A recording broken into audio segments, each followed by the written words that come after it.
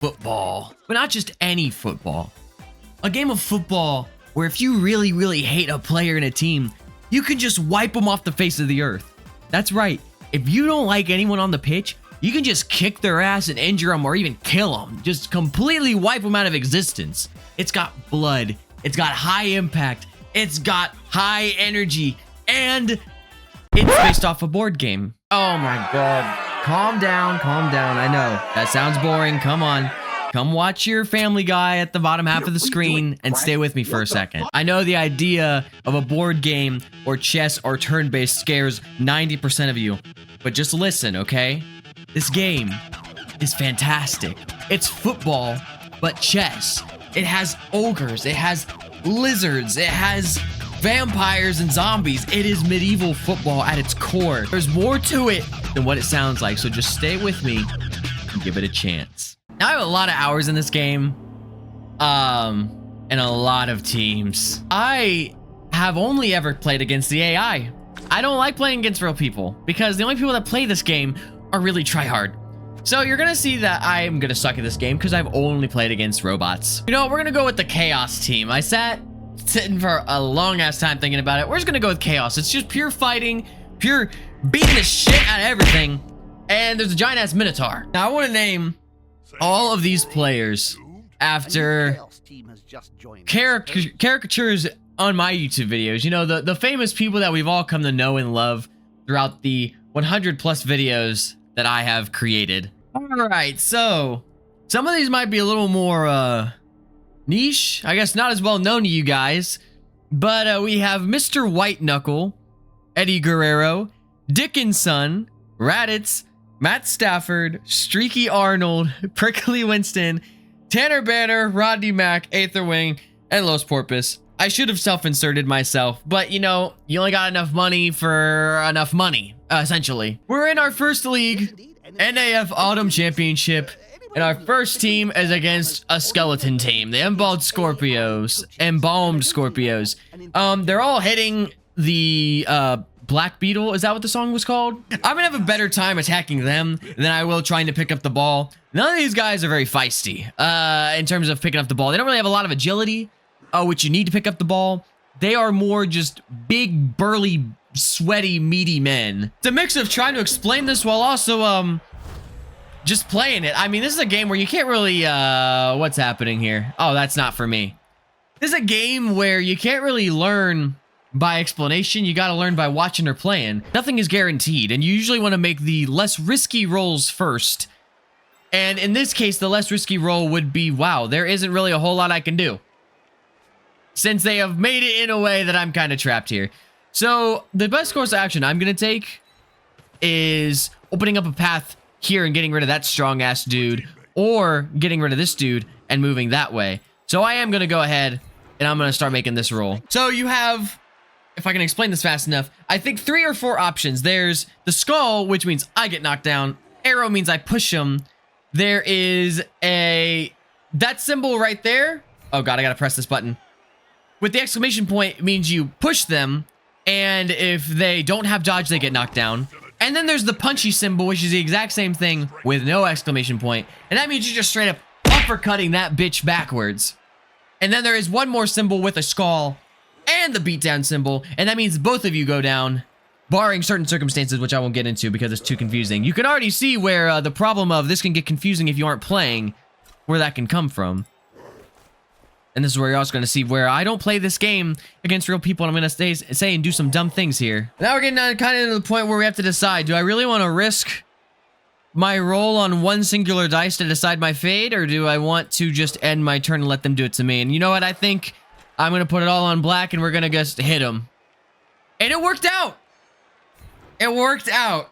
Thank God. Punch his shit in, and he is knocked out.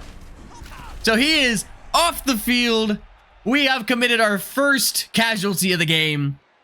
We are sucking him up immediately, because now he only has 10 players, and I have 11. Let's see if we can make it 9. 9, 11. Double beatdown. Watch this shit right here. Oh, we're going to follow him. Hit him with the finisher. Uppercut in the kisser, and he is also KO'd. We are on a roll. Fucking Elvis Presley. Who did that? Los Porpoise. A master class. Who did it? Who was the other guy? Was it Eddie Guerrero? Eddie Guerrero, the tried and true, has never let me down in a single playthrough of any game.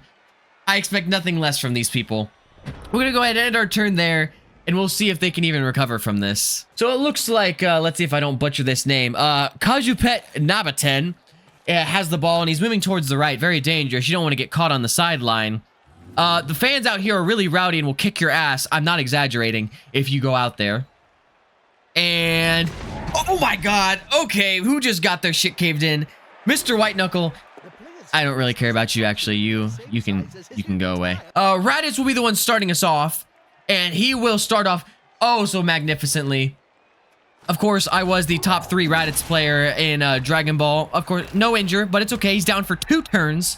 As you can see with all the stars, that is 2 stars if you round down. I was the number 3 player, and I was proud of it. I really carried that like it was my personality trait.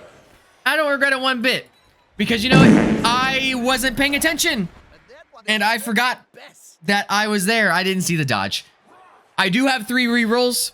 You get your rerolls per half, so it will refresh. I'm gonna use it, and hopefully this isn't terrible.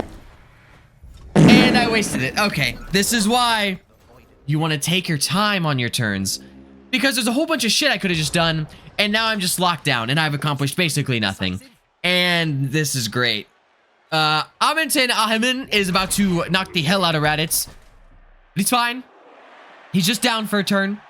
The cage is deforming for some reason. Well, I don't know what's going on there.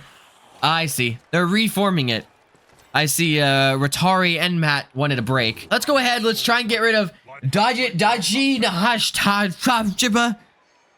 Dick Insun, if you remember from, oh, what was it? Daggerfall. Swift back attack. Oh, I don't know what that move was. And now we can blitz. I think I want the path. We'll go after Patra Kuhat. And this is the thing. So now, we're kind of cooked. Anything that causes your attacker to go down ends the turn immediately. And there's no way for me to stop this. I don't want to waste a reroll since I only have 3 until the next 8 turns. So I will have to lose my turn. But it's okay. It's gonna be so hard to edit this because I'm not a football commentator and I'm not a Blood Bowl player. I'm just playing this for the hell of it. And Prickly Winston, the first injury of the game on our team, and he is permanently cooked. Loses 1 point armor value. Who is the asshole that just did that? Ratari Senatin is on a hit list. That is the next victim. So we now have lost for the rest of the game Prickly Winston. And he, for now on, has a lower armor value, which basically means that anytime he gets knocked to the ground, there is a higher chance of him getting his dick cut off or his horns shaved. And the AI making another amateurish move. Kajupet Nabaten, not anywhere near a cage at all, actually. He kind of is going on a Sunday stroll to the middle of the field, a cardinal sin of something you don't want to do, at least in actual football. Now, we do have a few ways we could handle this. We could open up the field here for these guys by getting rid of Aminten Abihmen, or we could stand here, block him off. We could just go straight around. I'm going to go with trying to get rid of Aminten, which of course is going to bear some fruit. Hopefully a nice little KO or death. And another KO. This is the luckiest I've ever been. I'm so glad I'm recording this. They are now running down on their players. They are missing 4. They have 7 players on the pitch compared to my 10. Now, normally as a rule of thumb, you always want to have someone on someone else to stop any of them from moving for free. You want to make everyone have to risk moving. So that's kind of what I've tried doing here. Except for Eddie Guerrero. He did kind of get his teeth knocked in. We aren't judging. He needs a turn to recover. Other than that, though, everyone is in their proper place. And for Kajupet to move with the ball, he'll either have to throw it to someone else, or he'll have to make some dodge rolls or knock us out. But he's not getting through Aether Wing or Los Porpoise. It's not happening. I'd bet money on it. I'd bet on DraftKings that Los Porpoise and Aether Wing are completely fine. And I am so glad that I did not have DraftKings turned on.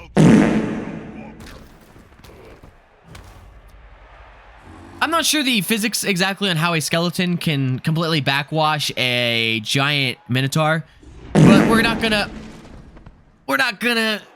phase too hard into it. Dick and Son goes down. I have a feeling, yep, Matt Stafford also about to go down, and this is the turn where it all unravels, and Matt Stafford is completely off the pitch now, gone, injured. He is like 37.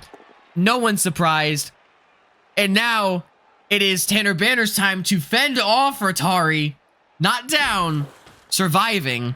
They are stuck next to each other again. I do want to go ahead and start immediately on Kajapet just because that does have the greatest reaction. I can move off of that. We are going to knock his teeth down his non-existent throat, which gives us a chance to grab the ball. Now we have 2 rolls we can make, which I'm willing to risk it for because nothing too bad will happen to Rodney Mack, the savior, the one true champion, still hardcore champion since I haven't played since then, since about 2 years ago. I really want to bring that SmackDown Here Comes the Pain series back. Rodney Mack, you have to complete an 83% and a 50%. These are dice rolls, so basically I have to roll at least a 2 or above to go for it, since the movement is further than my actual movement allowance. Kind of confusing. If you see a dice roll, basically you have to go for it. And a 50%, which means roll a 3 or 4 or higher to pick up the ball. I think Rodney Mack can do it. He's hardcore champion for a reason, and he rolled a nat 1 on even going for it. Okay. Wow. Good job, Rodney. I talk so much greatness, and then you guys just shove it up my bum. We're not going to go for it. It pushes the ball further their way, which is fine. It just means that I can have, who is this again? It just means Eddie Guerrero can grab it and go for it closer, even closer to their end zone. Eddie Guerrero has a chance to pick up the ball, but I don't want to yet. Okay, now I actually kind of want to. Let's see. All right, next course of action. I do want to declare a blitz. I want to pick up the ball. 50-50. Just roll a 4 or higher, Eddie. And Eddie Guerrero, amazing. Another MVP of the game, not failing at all. The blitz, however, a bad move, as I forgot the Tomb Guardians are 5 strength and not 4. But it is a 67% dodge, which in my book sounds possible. And Eddie Guerrero is an absolute statement maker. And he is going to clear a path. And now, barring anyone being able to touch him, which it looks like the Tomb Guardian actually can, which is a little scary. I didn't account for this, actually.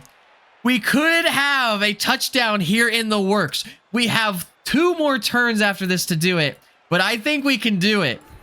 We're going to see if Raditz not able to do much to clear any open space. I didn't think he'd be able to. Hoping the AI does something really stupid and attacks before moving the Tomb Guardian, so that way they can end their turn sooner. That'd be fantastic. It doesn't look like they're going to. They don't even have the players to do it. Something I was thinking about is prolonging the drive as long as possible so these guys can't get up. Since they're only concussed, they can come back after the next score.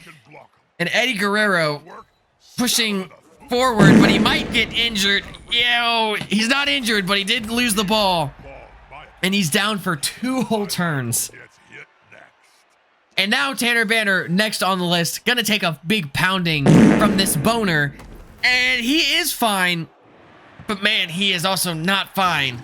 I think I see his teeth on top of the ball. I can try moving some players around, seeing if I can make something out of nothing. It doesn't look very promising though, guys. This is gonna be crazy. This is gonna sound really crazy, and it is. I want you to stay with me now, though. But towards the end of the half, you want to get a little crazier, because, I mean, why not? I have a plan. Now, this can't give me a score this turn, but it might able to next turn if I pull this off. Rodney Mack, current hardcore champion, could potentially pick this up. And if he does, and nothing crazy happens, he could dodge and score on turn 8. Now, I have 2 rerolls, meaning I do need to use one now. They don't carry over. They just reset in the next half. I'm going to go for it. 50% Rodney Mack. He does pick it up. And now we have an option. We have 2 go for it's and a dodge, or we take our losses now. But we risk a 5 strength Budo G to kick our ass on his turn. Now, he is a strength 5. I'm a strength 3. Difference of 2. He gets 2 dice rolls to knock my teeth in and my horns down my little chesty chest. So I think the crazy decision, we are going to. I am the Dan Campbell of Blood Bowl, so I think you know what that means. We're gonna go for it, use the rerolls, and Rodney Mack does bear fruit, a giant, luscious, juicy fruit for us to gnaw into, and this could be the dagger in the first half. God, I'm getting so excited. It's like an actual football game. I gotta remember that I forgot that I didn't have anyone on him. And he does make it. And he only pushes, though. He only pushes. So, we're back to square one. We will have to dodge to get that touchdown. But if anyone can do it, oh shit. Tanner Banner also knocked down. Which means now Budo G has a free chance over to us. And now all the players are going down one by one. Jesus Christ.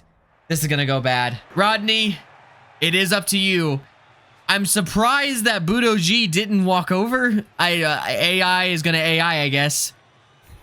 So our next course, I mean, this is the end of the half. No point even picking anyone up. I just don't want to look like a loser. There is only one thing we can do before the end of the half, and that is to put our reroll. You get one per turn. We're gonna use it, and we are going to succeed. We just need to roll a 5 or a 6. Rodney Mack, will you get points on the board? He goes, and he gets his ankles broken, but we have a reroll, and I am gonna use it. Just wait, not even a 5 or 6. You need a 3, 4, 5, or 6, Rodney. 3, 4, 5, or 6, and he does get it. And to end the half, Rodney Mack puts points on the board. Current hardcore champion. Yes, I will say that every time I say his name. It is important. It adds character, and it adds history to him. And there are the absolutely hideous Viking cheerleaders for some reason, despite the fact that I am a demonic team. We're gonna go into the half, obviously feeling way better. The only problem, okay, so only one of their guys got up, so they will only have 8 players on the pitch. We will go back to having 10 because what's his name got up? I don't remember. They all look exactly the same. Now stay with me now. This is where it gets a little scary, I guess is the best term, because now the game lies on us. And since we have to pick up the ball or risk them walking over to our side of the field, picking it up and scoring, we're going to have to put a lot of faith on some 3 agility guys who have no special skills besides a horn ability that only works for blitzes. And the other team has an extra reroll since their cheerleaders are sexier, I guess was the thing. I didn't quite read it. I just saw 2 cheerleaders smiling for the camera. Once again, always want to go for the easy paths first. In terms of what's easier here, I want to go based off where he would be moving if he did pick up the ball, so I will create a cage around here. Now, who's the lucky bastard going to pick up this ball? It will be Los Porpoise, the tried and true moneymaker of the team. And here comes Streaky Arnold, about ready to horn down Nemo. Nemo Nefmot, not even close to the right name. Nemo getting his teeth right down his non-existent throat once again. And now there's only 1 dice rolls, which are kind of risky. I'm not a fan of them. I think we're just going to get Los Porpoise the ball, bear some fruit once again, see if he picks up the ball. He does. Los Porpoise, I hope you win MVP. Unfortunately, in this game, MVP is randomized. It's like a dice roll on who gets it. And now, I do want to go ahead and risk it. 1 dice roll won't hurt. He's still surrounded if it fails. It doesn't. And he's still surrounded, which means now we can also open it up. Now we have Raditz who can move around the pitch. Good. I won't be able to. I'm going to try and use it here as well. Mr. White Knuckle, of course. What else is new? Mr. White Knuckle, just like you do, and everything else. Failing me and knocking yourself down to the ground and ending anything we had going that was positive. Dick in Son about to have a dick in his butt as the mummy just knocks him out and he is off the pitch. Dick in Son is gone. Here is what I think the game plan is going to end up being. So, we have a cage, and one thing I forgot to mention is each person has a little tackle box. Clearly, as you can see, like 1 square away, you have to run away. That is like, okay, let me rephrase that. Clearly, as we've recalled, if someone is 1 square away from you, they have to dodge to get out of your area. That is your tackle zone. This cage means that these 2 people plus him all have a tackle zone here, increasing his strength. and everyone's strength in the tackle zone. Any coexisting players in each other's tackle zones adds to their strength. So, with this being said, even Mr. Heckwet or even Budo Jeeb are not going to be able to go through this defense unless they systematically take down Rodney Mack, Tanner Banner, and Aetherwing, because their strength is all adding together. Raditz is on the sideline. I'm not going to pick up Raditz. Yes, I don't have a tackle zone for Kajubat, meaning he can leave, but Raditz is on the ground, meaning he can't be pushed into the end zone. So we're going to leave him there to think about his life choices for being on this team. And we're going to try and get Dodgett out of the way and see if we can make some room for Los Porpoise to make some leeway here. And it's going to work out absolutely just beautifully. And hopefully we're going to hope for an injury. Maybe even nope, just one turn. Okay. So it doesn't do a lot, but it does enough. And sometimes enough is all you need. So what I am going to do as well is we're going to try and open up more to the left. We're going to try and do some more switching over to the left side of the field, staying clear of anyone that could potentially hurt us. And, ooh, let's see here. It is slow, but sure. It's very slow. It's methodical. But when it works, it works. If I can knock out Nefmat, then Los Porpoise just has a clear path upwards trajectory. And I didn't calculate that at all. This was a stupid move because I didn't notice that. I got very lucky. I wasted a reroll. Kind of sad about it, but it's okay. It will work out beautifully in my favor. Very, very, very, very lucky. I didn't pay attention to Patra. I kind of forgot he was there. And now we have a clear path, barring these little two assholes who will attempt to stop me. And I'm going to modify the cage a little bit here. I'm going to make the cage more down here, just because everyone's going to be coming from this direction. So it's the only course of action that's really going to work. Now, this is a little bit interesting. So they had a clear path to completely just walk up and block me to where I had to dodge. Instead, they want to just downright assault Matthew Stafford for no reason. So nothing is going to happen. I am going to score. If anything, actually, I'm probably going to stop Los Porpoise on the 1 yard line and just have him stay there to waste a couple turns, just so nothing else can hurt my men any more than they already are injured. Actually, the way they're controlling the field, I think it'll probably be safer just to score. I mean, they're just downright controlling it. It's going to cause more damage than anything else if I give them time. I am going to go ahead and end it, and we are going to be up 2-0 with only 3 turns.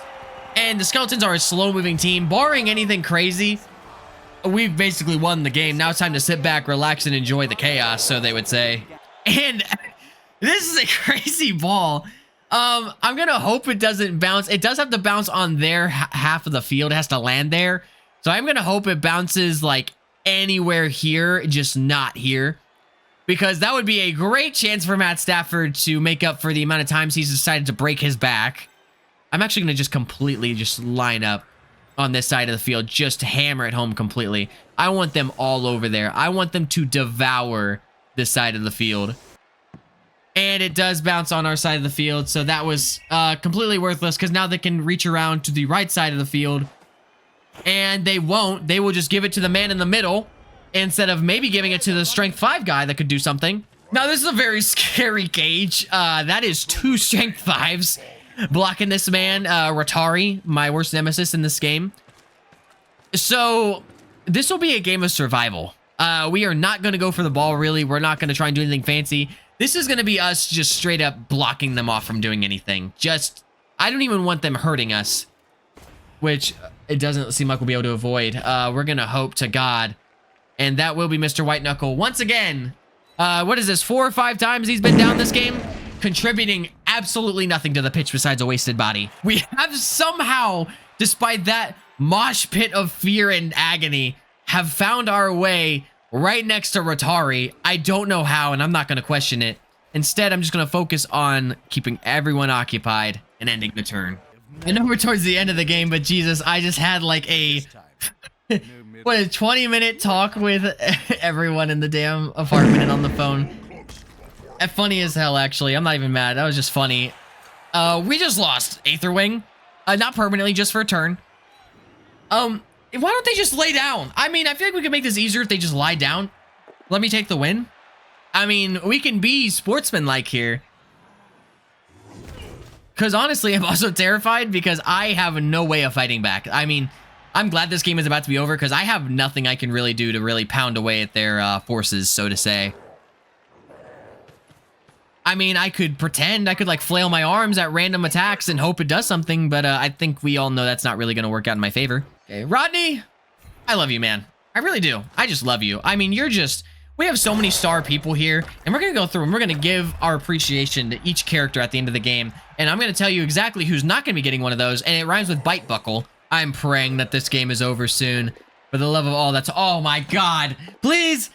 Los Porpoise saves the day. Jesus Christ, thank God. And everything is holy, and we are still awake. No turnovers. And now... They get 2 more turns. They got 2 more turns to do literally something. Anything involving scoring. Even just making it to my side of the field, which I don't think they've even done a single time. I think the ball has been on their side of the field 100% of the time. Except Streaky Arnold. I can't see it actually. Thanks for censoring. Who's the fat ass that was in the way? Was that Eddie Guerrero? Matt Stafford has become a damn punching bag this entire game. He's gotten knocked down like 6 or 7 times. And he is still okay, somehow. Only the 1 concussion, despite everything he's faced. Dickinson will be just as lucky, thank God. If anyone dies or gets injured right now, you can clearly see the death tab over here. Oh, no. Actually, the death tab is over here. And another one. Speaking of fuck. Oh, my God, no. I just had to say something about dead, didn't I? I was just about to say, hopefully everyone stays alive. Nope. We lost, of course, hardcore champion Rodney Mack of all of them. It couldn't have been White Knuckle. It couldn't have been, damn, who else do I hate? Matt Stafford could have been gone. Streaky Arnold could have been gone. No, we actually just lost Rodney Mack. And our turn's gonna come to an end immediately. Thanks a lot, Raditz, for putting in the whole fort right there. Laying down the fort. Great, you stunned someone. I need experience points from injuries, guys. Injuries! None of you did any injuries. The only points we have is from scoring. And if I remember correctly, the guy who scored is dead on the field. So he's not gonna level up. Oh no, here we go. Streaky Arnold is gonna take the last injury in the game. I hope you're proud of yourself. This is poor sportsmanship. Oh, one more, don't tell me. Oh yeah, this is karma. This is God. Dang it. This is not... This is a sad victory.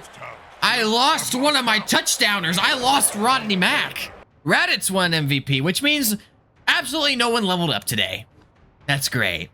That's absolutely great. Great. Let's go ahead. Let's look at our team. Our score went down despite winning because, you know, we lost a very powerful man today. Let's go ahead and give our thanks to the real winners of the day. You're for sure not one of them. I wish I could kill you off the field.